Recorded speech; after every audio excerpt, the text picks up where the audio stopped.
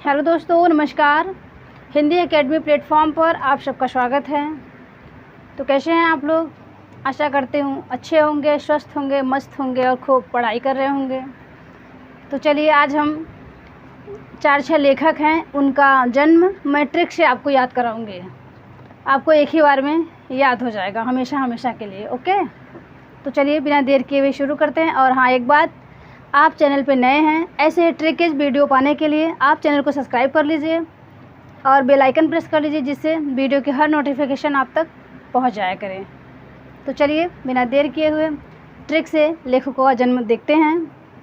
तो चलिए, हिंदी साहित्य के अंतर्गत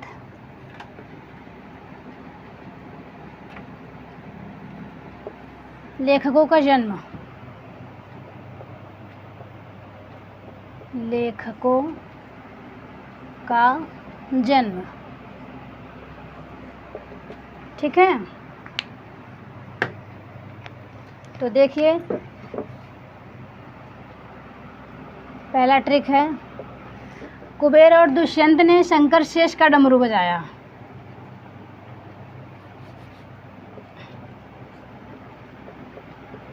कुबेर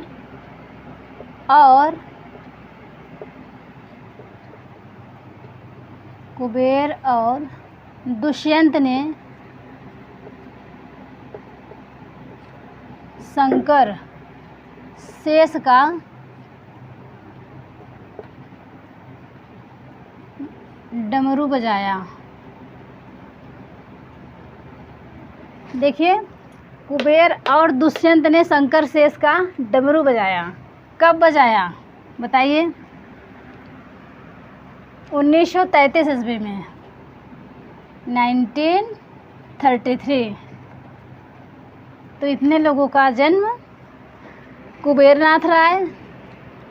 नाथ राय, दुष्यंत कुमार और शंकर शेष का जन्म 1933 ईस्वी में हुआ था।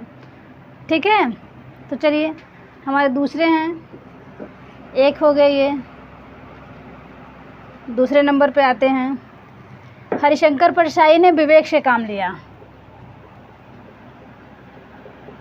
हरिशंकर परसाई, इनके सभी रचनाएं याद करिएगा आप सब। हरिशंकर परसाई ने विवेक से काम लिया। विवेक से काम लिया, इनको बताइए जल्दी। ये का 1924 में, 1924 में। देखिए, हरिशंकर परसाई ने विवेक से काम लिया, याद रहेगा ना हमेशा हमेशा के लिए। देखिए, हरिशंकर परसाई और विवेकी राय, इनसे हो गए। पूरा नाम लिख लीजिए, नहीं तो आप लोग भूल जाएंगे। कुबेर नाथ राय, इनके निबंध बहुत चर्चित हैं। महाकवि की तर्जनी, मराल और मणिपत्र पुतुल के नाम। और ये दुष्यंत कुमार, ये गज़ल सम्राट हैं, जानते ही हैं आप लोग। ये गज़ल सम्राट कहे जाते हैं, गज़ल सम्राट। अच्छा, याद आया सम्राट से, हिंदी साहित्य में 3 सम्राट मिलते हैं। ठीक है, बताइए। गज़ल सम्राट दुष्यंत कुमार, एक हैं कवि सम्राट हरिऔध, अयोध्या सिंह उपाध्याय हरिऔध, ये आपके कवि सम्राट हो गए। एक गज़ल सम्राट, एक उपन्यास सम्राट प्रेमचंद जी। ठीक है, तो ये भी तथ्य महत्वपूर्ण है। हरिशंकर परसाई और विवेकी राय, ये विवेकी राय हैं। पूरा नाम लिख लीजिए, नहीं तो भूल जाएगा। विवेकी राय, इनका जन्म हुआ था 1924 ईस्वी में। कुबेर नाथ राय, दुष्यंत कुमार, शंकर शेष का जन्म 1933 ईस्वी में। ठीक है, तीसरे नंबर पे देखिए,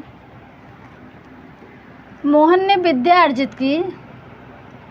मोहन ने विद्या अर्जित करके, यानी विद्या प्राप्त करके, मोहन ने विद्या अर्जित करके अर्जित करके यानी प्राप्त करके अमर गाथाएं लिखें। अमर गाथाएं लिखे। ठीक है। मोहन ने विद्या अर्जित की। मोहन ने विद्या अर्जित की करके अमर गाथाएं लिखे। ठीक है। जिससे वे श्री श्रेष्ठ हो गए। जिससे वे श्री श्रेष्ठ हो गए। जिससे वे श्री श्रेष्ठ हो गए।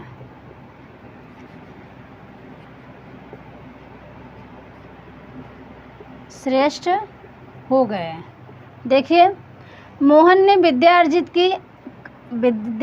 करके अमर गाथाएं लिखे, जिससे वे यानी मोहन राकेश जी श्रीलाल शुक्ल हो गए। और कब हुए? तो 1925 ईस्वी में। ठीक है, 1925 ईस्वी में।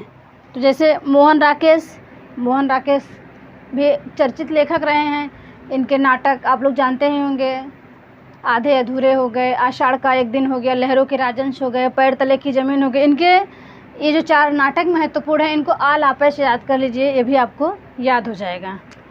मोहन राकेश का ट्रिक दे देती हूँ। आल आपे। आ से आधे अधूरे, ल से लहरों के राजहंस, आ से आषाढ़ का एक दिन, और प से पैर तले की ज़मीन। पैर तले की ज़मीन इनकी अधूरी है। उनको कमलेश्वर ने पैर तले की ज़मीन नाटक को पूरा किया था। ठीक है, याद रखिएगा। फिर से देखिए, मोहन राकेश के नाटक जो हैं, ये मोहन राकेश हैं। मोहन राकेश, इनका पूरा नाम मोहन राकेश है। विद्या से विद्या निवास मिश्र, ये विद्या निवास मिश्र हैं। ललित निबंध की श्रेणी में आते हैं और इनके निबंध बहुत से चर्चित हैं। पहला निबंध इनका चितवन की छाँ है। ठीक है, तो देखिए, मोहन आल आपे, आधे अधूरे, लहरों के राजहंस, आषाढ़ का एक दिन, पैर तले की ज़मीन। पैर तले की ज़मीन इनका अधूरा नाटक है। इसको कमलेश्वर ने पूरा किया था। तो देखिए, मोहन राकेश का जन्म 1925 में, विद्या निवास मिश्र का जन्म 1925 में। अमरकांत, ठीक है, इनसे लिखिए। ये आपके हो गए अमरकांत। अमरकांत, जैसे आपका डिप्टी कलेक्ट्री हो गया, दोपहर का भोजन हो गया, ये सब अमरकांत की रचनाएं हैं। और फिर जिससे वे श्री श्रेष्ठ हो गए, श्री से श्रीलाल शुक्ल, इनसे लिखिए श्रीलाल शुक्ल। श्रीलाल शुक्ल ये आपके आते हैं इसमें क्या बोलते हैं, मैलांचल आंचलिक उपन्यासकार में श्रीलाल शुक्ल आते हैं। इनका उपन्यास राग दरबारी, श्रीलाल शुक्ल का राग दरबारी इम्पोर्टेंट है। ठीक है, राग दरबारी, राग दरबारी ये उपन्यास है इनका, ये भी याद करिए। ऐसे कोरिलेट करके पढ़ेंगे तो ज़्यादा याद होगा और ज़्यादा लंबे समय तक आपके दिमाग में कंठस्थ रहेगा। ठीक है, राग दरबारी उपन्यास श्रीलाल शुक्ल का है। ये आंचलिक उपन्यास है और इसमें रंगनाथ की वापसी का भी जिक्र किया गया है। राग दरबारी शिवपालगंज, राग दरबारी में शिवपालगंज गांव का वर्णन है। ये भी क्वेश्चन बन चुका है। इसमें शिवपालगंज,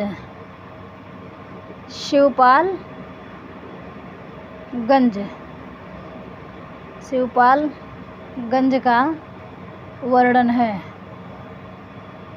ठीक है, तो चलिए, और अमरकांत हो गया। अमरकांत का रचना डिप्टी कलेक्ट्री, दोपहर का भोजन, यही सब है। और जिससे वे श्री श्रेष्ठ हो गए। तो मोहन राकेश, विद्यानिवास मिश्र, अमरकांत और श्रीलाल शुक्ल का जन्म हुआ था कब? 1925 ईस्वी में। ठीक है, और हमारे अगले हैं, देखिए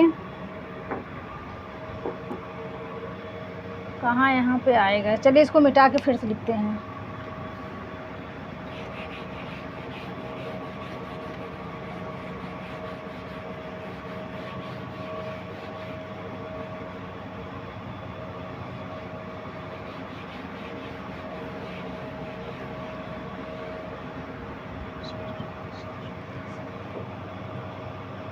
यशपाल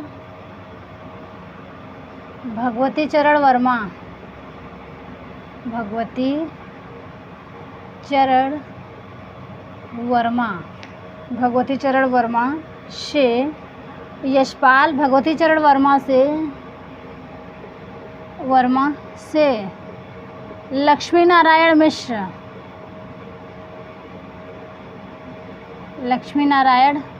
मिश्र की पूजा कराई।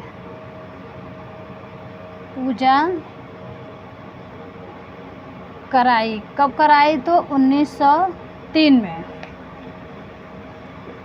यशपाल भगवती चरण वर्मा, लक्ष्मी नारायण मिश्र, इनकी पूजा 1903 में कराई थी। ठीक है, तो देखिए यशपाल की एक रचना है फूलों का कुर्ता, और एक इनका उपन्यास है यशपाल, दादा comrade, party comrade, Divya, Amita, झूठा सच उपन्यास चर्चित है इनका। यशपाल का 2 भाग में है। पहला भाग है वतन और देश, और दूसरा भाग है देश का भविष्य। ठीक है, भगवती चरण वर्मा भी चर्चित रहे हैं, और लक्ष्मी नारायण मिश्र ये तो अति चर्चित रहे हैं। इनकी सभी रचनाएं इन लोगों के इम्पोर्टेंट हैं।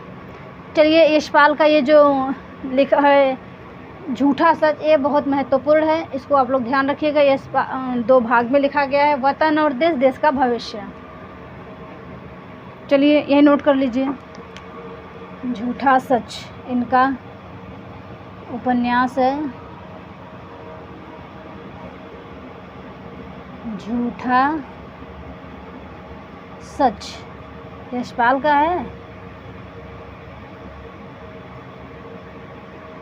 झूठा सच यशपाल का है। झूठा सच पहला भाग है वतन और देश, दूसरा भाग है देश का भविष्य। ठीक है, और यशपाल का कहानी है फूलों का कुर्ता, ये कहानी है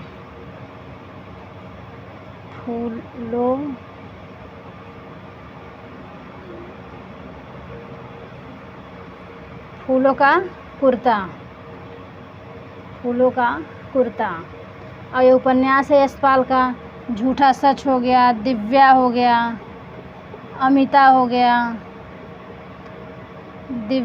दादा कामरेड, पार्टी कामरेड इत्यादि, ये सब इनकी रचनाएं हैं। तो चलिए भगवती चरण वर्मा का देख लीजिए। पतन है इनका, पतन भगवती चरण वर्मा का है।